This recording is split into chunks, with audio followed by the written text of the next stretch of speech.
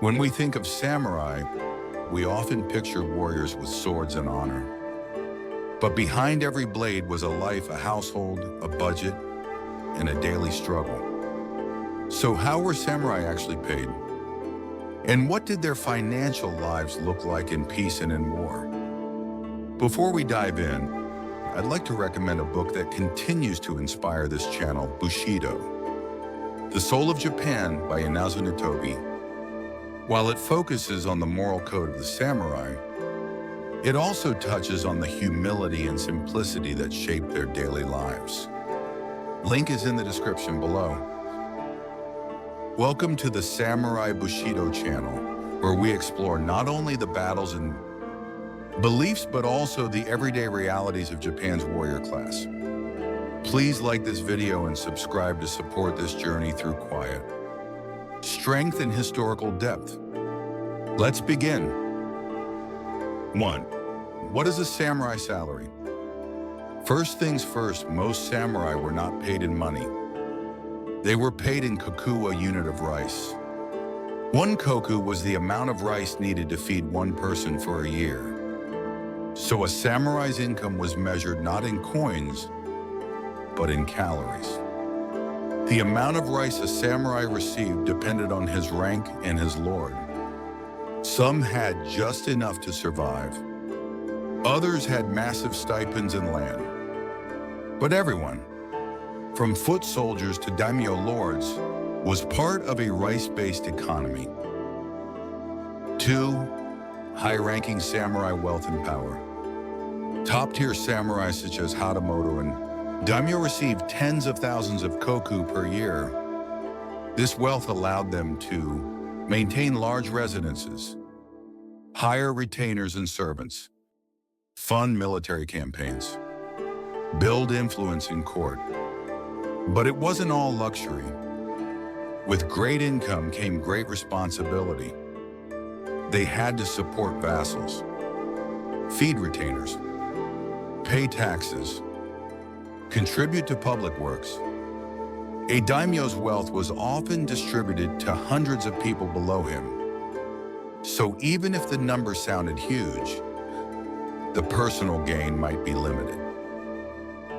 3. Mid-level samurai stability with stress.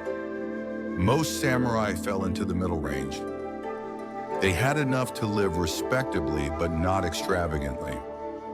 They often lived in castle towns, received modest rice stipends, and worked as bureaucrats, guards, or teachers. Their homes were clean, but simple.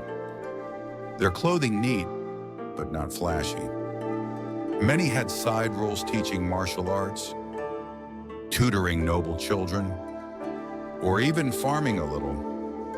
They walked a fine line, upholding dignity, managing a household, saving face even when short on funds. 4. Low-ranking samurai in the struggle for survival. Some samurai were poor, very poor. Known as a shigeru or ronin, they received little or no stipend. Ronin especially had no master and no income. Many itanesurum worked as bodyguards or mercenaries, opened dojos to teach swordsmanship, sold family heirlooms, married into wealthier families. Poverty was especially hard on samurai because of their status. They were expected to live honorably, but sometimes lacked food. Some took on debt. Others starved rather than beg. This gap between ideal and reality was painful.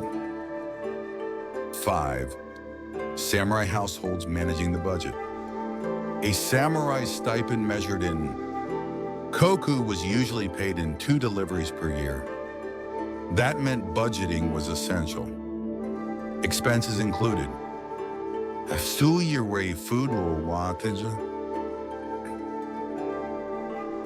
clothing, paper, ink, and books for the children's education, repairs to armor, weapons, in the home, servants' wages if any.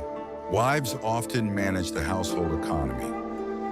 They kept careful records and sometimes grew vegetables, or spun cloth to reduce costs. Some households even kept financial diaries, which historians still study today. 6.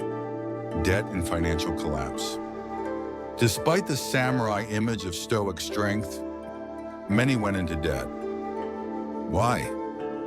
Poor harvests, less rice income, rising costs of living, obligations like weddings, funerals, or building repairs. Some samurai borrowed from merchants. Others pawned swords, armor, or family heirlooms. Debt was a source of shame. But in the later Edo period, it became increasingly common. Entire clans sometimes collapsed financially, leading to reforms or revolts. Social expectations and financial pressure. Samurai were expected to appear dignified, regardless of their income. They could not work openly in trade or manual labor. It was beneath their status. So many hid their poverty. They polished their shoes, pressed their robes, and avoided extravagance that might draw attention.